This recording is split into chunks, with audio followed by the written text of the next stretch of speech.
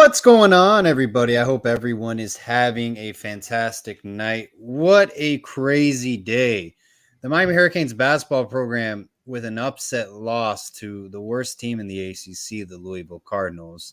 Nick Saban retires from the Alabama Crimson Tide. He leaves his coaching career with 7 national titles and I think 13 SEC conference titles, Ross. No.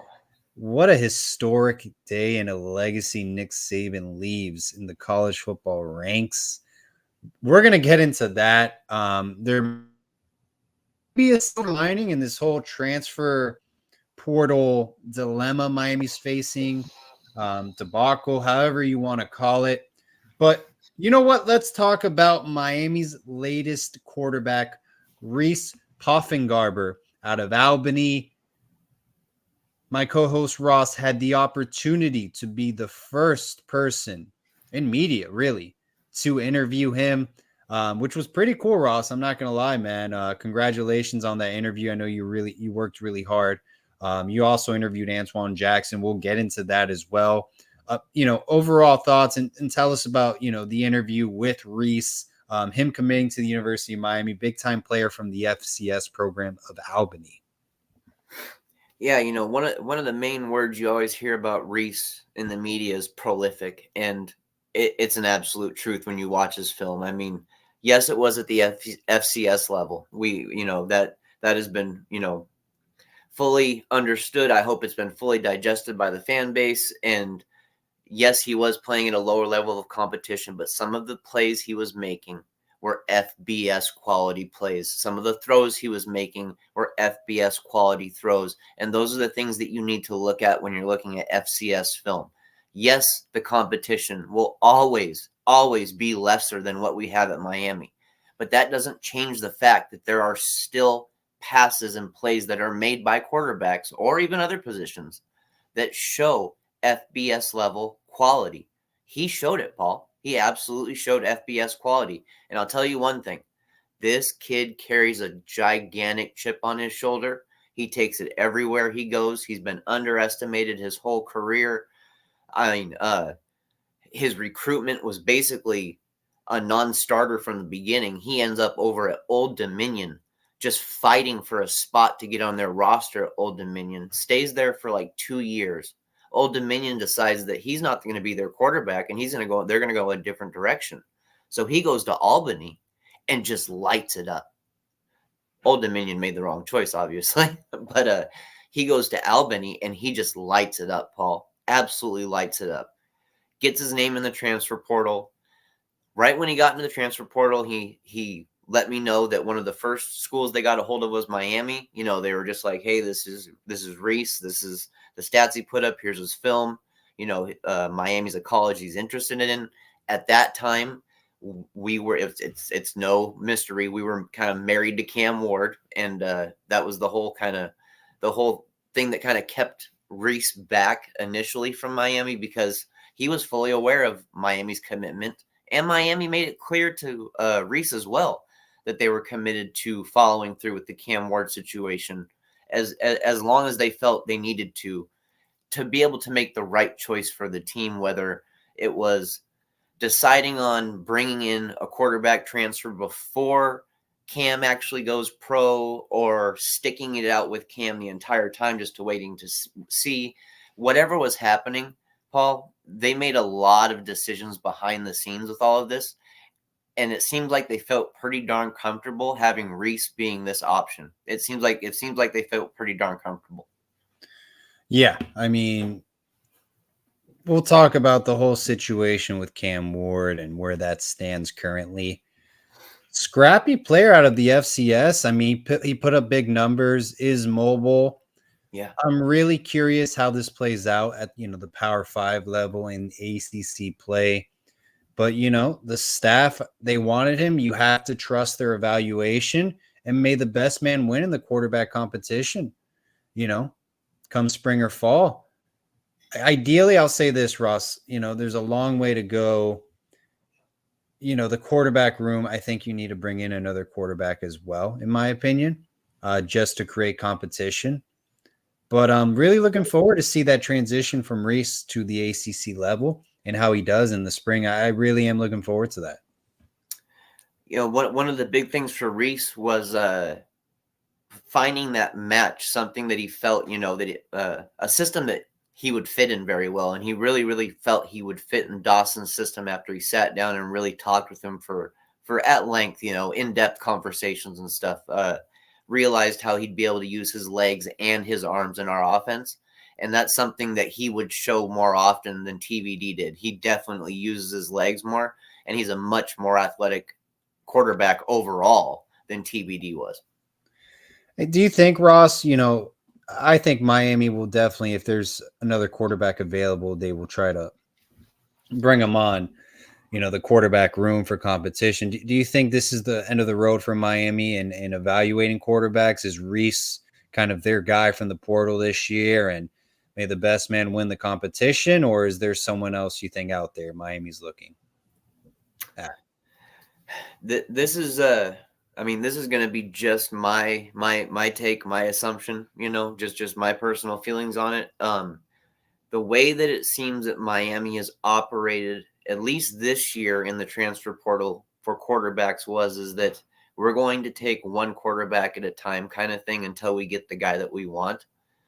And it's why initially when Reese first got into the transfer portal, he wasn't just a Miami take right away, because the Cam Ward situation was still really, really bubbling a lot more, Paul, I kind of feel like the staff wanted to get their guy and focus on their guy and move forward with it, and not really have the quarterback thing be a distraction for any longer than it needed to be. I won't be shocked if Reese is the only transfer portal quarterback we bring in. I won't be. Yeah, I mean, that is definitely a real possibility. Keep in mind, Cam Ward still hasn't hired an agent for the NFL draft, so keep that in mind. We saw the UNLV quarterback commit to Georgia, then flip to the University of Southern California. At the moment, Nick Saban has retired from the Alabama Crimson Tide head coaching job. If there's a situation where there is a Dan Lanning that is hired, for example, Dylan Gabriel, Dante Moore, they just committed to Oregon. Now, these are just kind of bold predictions, but, it's going to be interesting who the next head coach at Alabama is and what's the domino effect there. Does Jalen Milroe stay at Alabama? Yeah. Does the next head coach bring their quarterback to Alabama? These are all legitimate questions in the transfer portal era. So, hey, if Miami is going into next year with Reese, Jakari, Emery is banged up, you have Judd Anderson, it'll be interesting. I honestly don't count out Jakari Brown in this whole quarterback competition. Week 1 against Florida in the Swamp, whoever is going to be the starter, you got to be ready to go, because that is no walk in the park by any means.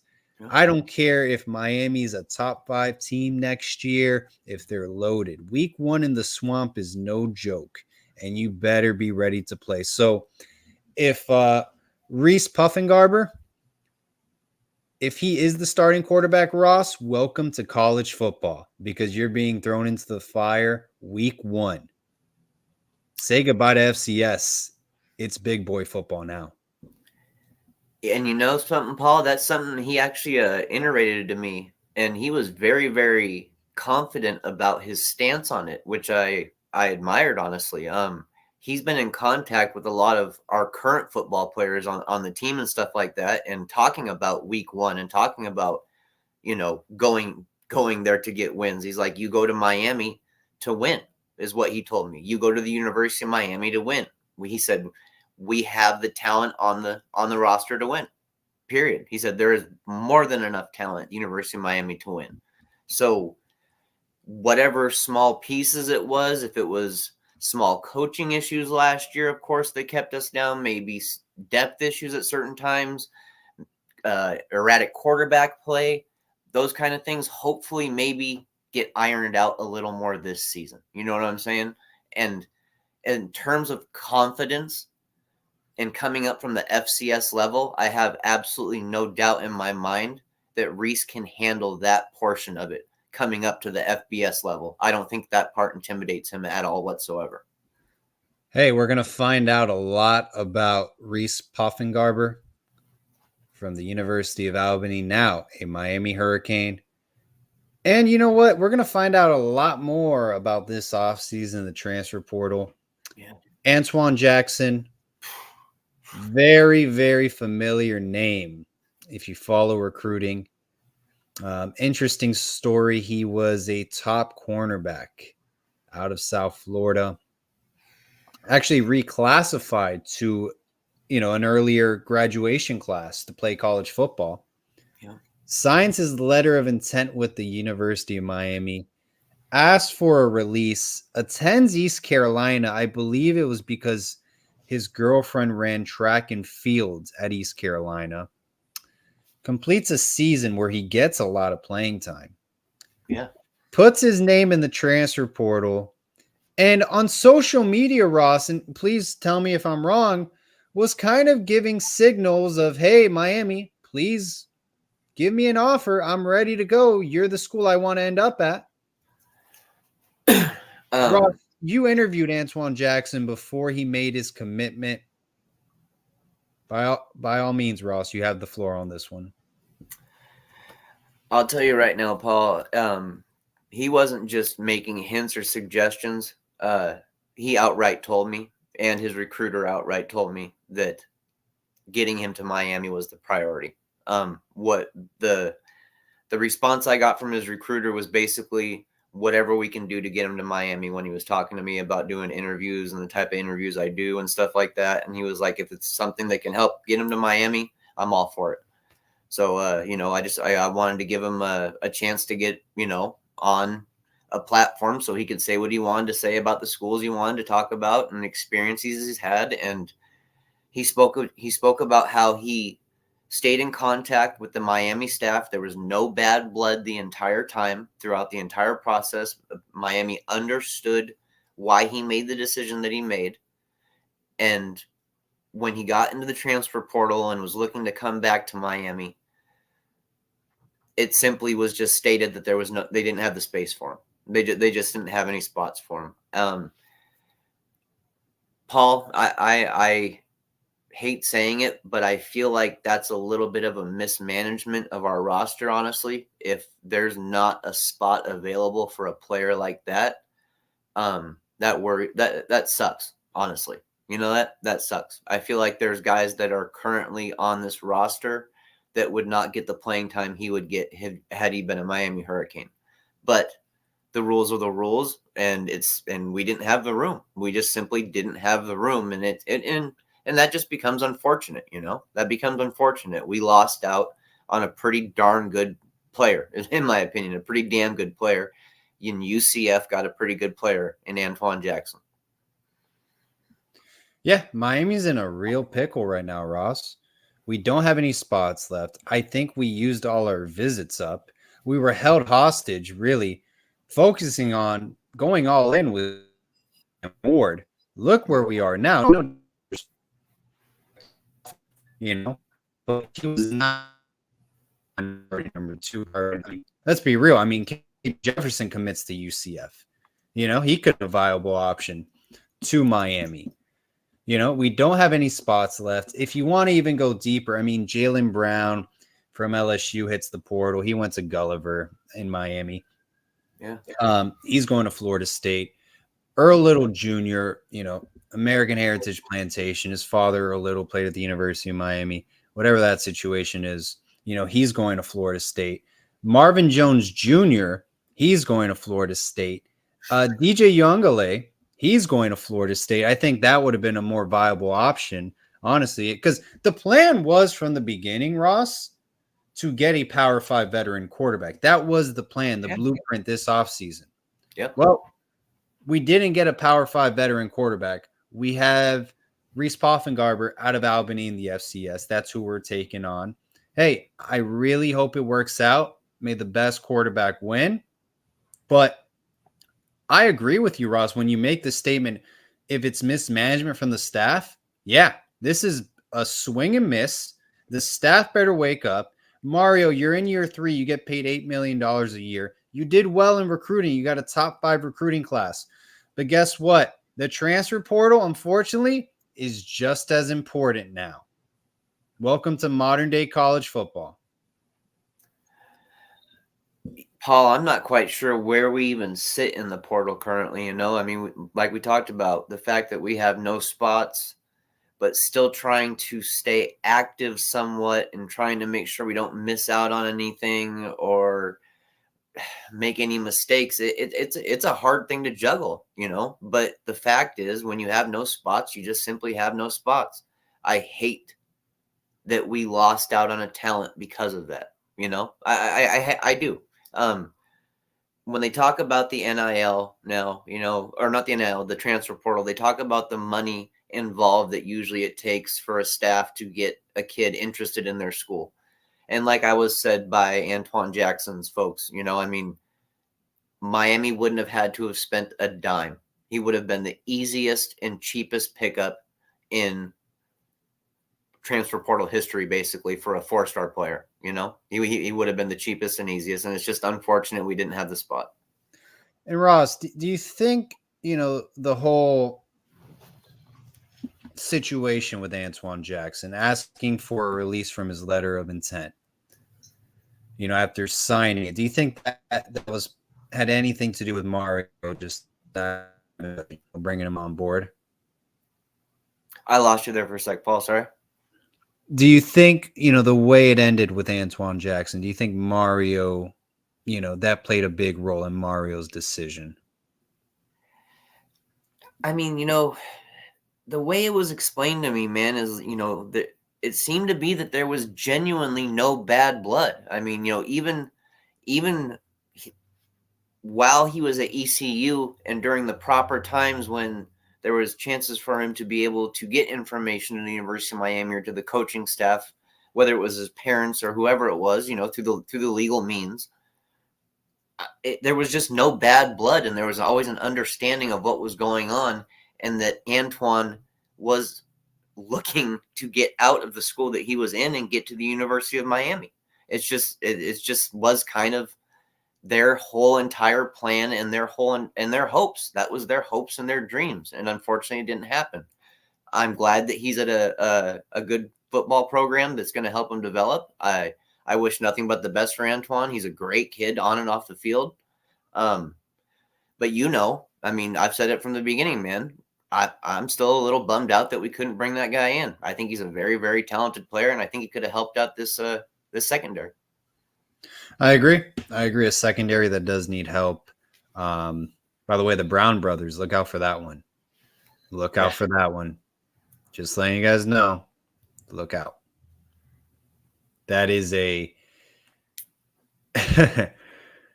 sensitive subject. I'll leave it at that. Very sensitive. Ross, we got this situation. Nick Saban is gone. Yep. Transfer portal, people are leaving left and right. Yep. Do you think Miami, there was a hunch in the college football world that Saban was going to announce retirement? And if there is a silver lining, Miami's just waiting to grab some priority Alabama players.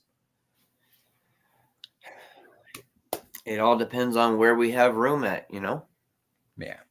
I mean, that's what it comes down to. I mean, we speak about, and I do like what Bosworth is saying. It's not that we're saying that there's absolutely no spots for any kid. That's not what I'm not meaning to convey that whatsoever. Like every spot's just closed or whatever. There's still opportunities to bring talent into Miami. It's just going to depend on the position. Honest, that's kind of how I see it, and I think that's how the staff kind of sees it right now. Is it's going to depend on the position. If it's a guy like Isaiah Bond, we're not going to hesitate. We're going to bring him in. Here's the thing, and we've seen this in the transfer portal already. We need a receiver. We haven't gotten a receiver. We were going after the running back at Ole Miss. Fletcher is injured, right? He was banged up most of the year. Yeah, you got Jordan Lyles out of St. Thomas Aquinas. Cool. He's a freshman. Chris Johnson Jr. barely got playing time this year. Trevante Citizen hasn't played in 2 years. Yeah. Henry Parrish, you know, And yeah, we know what he is as a running back, but it's kind of like it's a position group that is, you know, it's very, you need depth. You do. You do. The quarterback room as well looks shaky in my opinion. Looks very shaky. The wide receiver room, Rashard Smith leaves. You had Jacoby George, you have Restrepo. Kobe Young leaves. That's another shaky room. Tight ends are non-existent in this offense. Don't even talk about them. I think you're in a decent spot at offensive line. You know, I think you built the D line as well. I think with DJ Clark coming in and Marley Cook from Middle Tennessee State, those were 2 good additions. yeah. Safeties, you lost both of your starting safeties. You get a safety from Vanderbilt. Okay, you still need to add depth there. Yeah. You know, Yeah. cornerback play, so Corey Couch is gone. You're losing him. You know, talk about the Brown brothers. That's going to be an interesting situation as well. You need to keep building depth. And I feel like Miami is really walking into a situation that could be very dangerous for this program next year. Hate to sound like doom and gloom, but you know what? It's the truth. This offseason, recruiting-wise, great job. Transfer portal-wise, not good at all.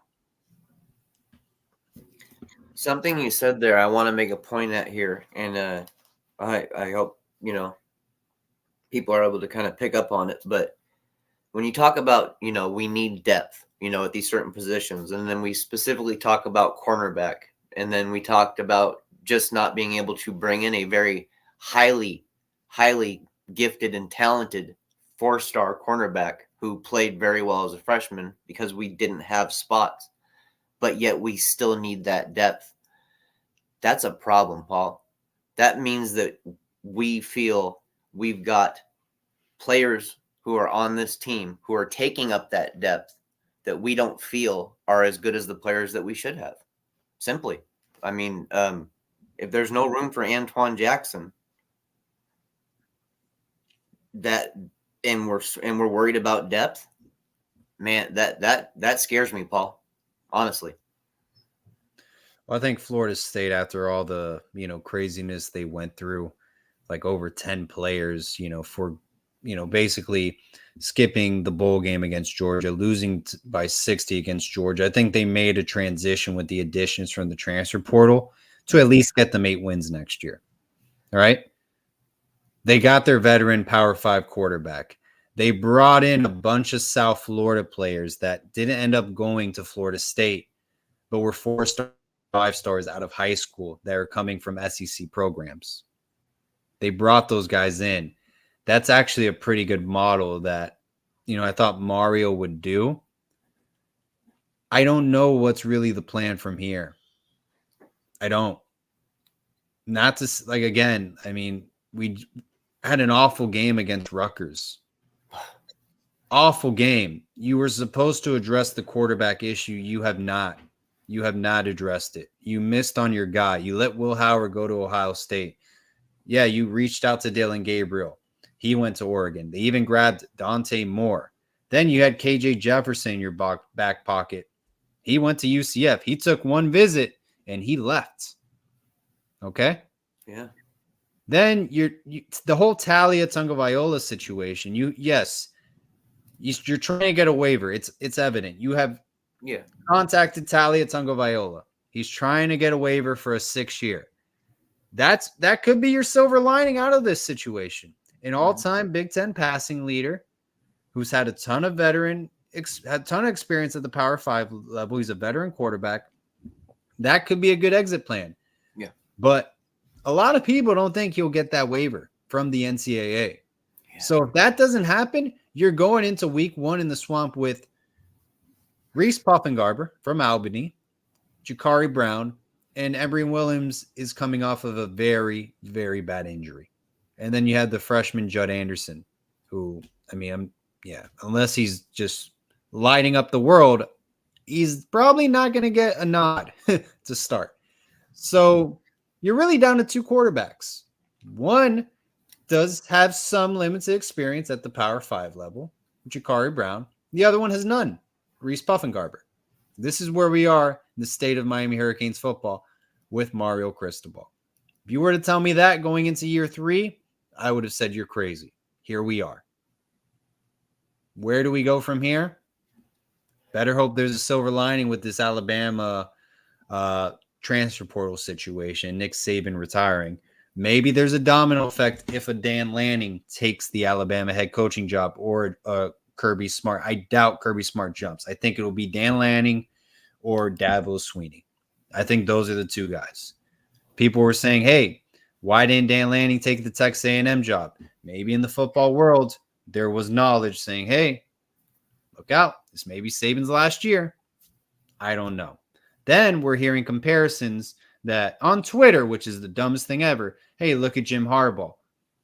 Jim Harbaugh won like 23 games in his first 2 years. I think Mario's only won 13, maybe 12. Yes, Jim Harbaugh lost 6 years in a row to Ohio State. But you know what? His first 2 years, he went 10-3. He went 9-4. A couple times as well after that. I know his third year went to shit, but we're not winning. We don't have a winning culture at Miami. That's an issue. It's a repetitive behavior, not showing up to bowl games and not caring about the bowl games, right? The last time we won a bowl game was 2016. That was 8 years ago. That's how you develop a winning culture, finishing out the season strong, building that momentum into next year.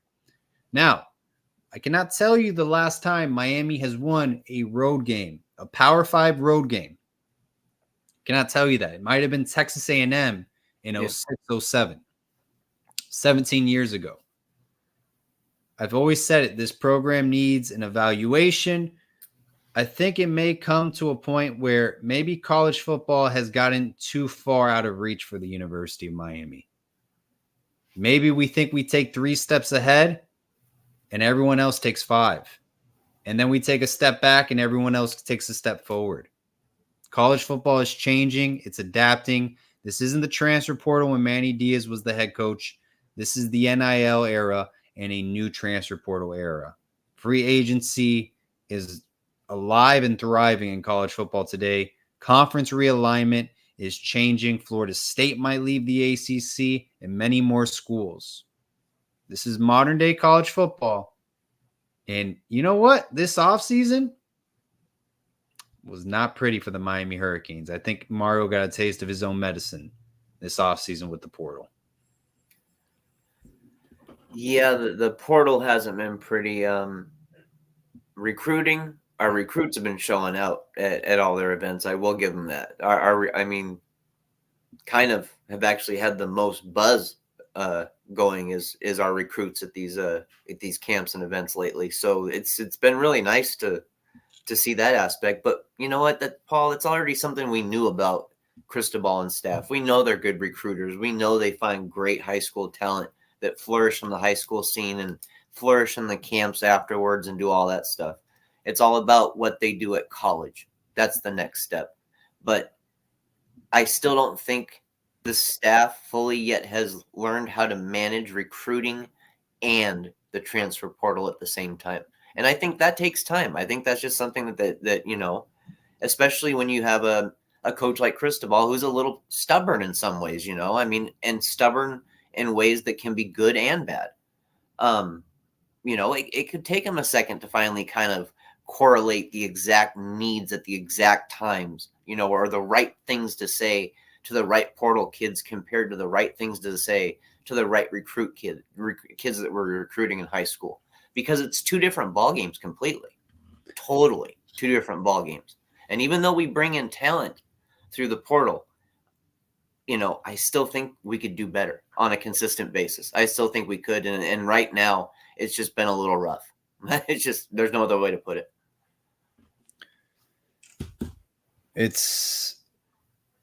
Look, there was improvement from year 1 to year 2. Yeah. Right. We didn't go to a bowl game in year 1. Now year 2, we did. Mm-hmm. But I don't think anyone ever thought the offseason this year would go the way it has gone. Yeah, especially with the portal, with the portal specifically, Yeah. the offseason with the portal, Yeah. because Miami is missing.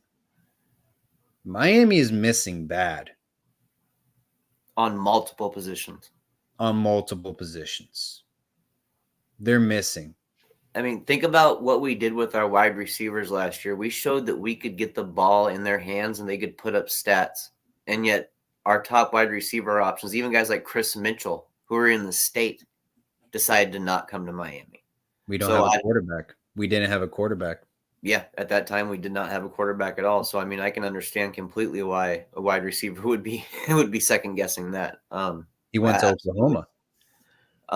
Anyway, can't knock him for that. Fantastic school. And I mean, at wide receiver, we should have a spot open. Yeah. I mean, there should be an available transfer portal spot open at the wide receiver position, as far as I can tell. Especially trying to fill the Colby Young role.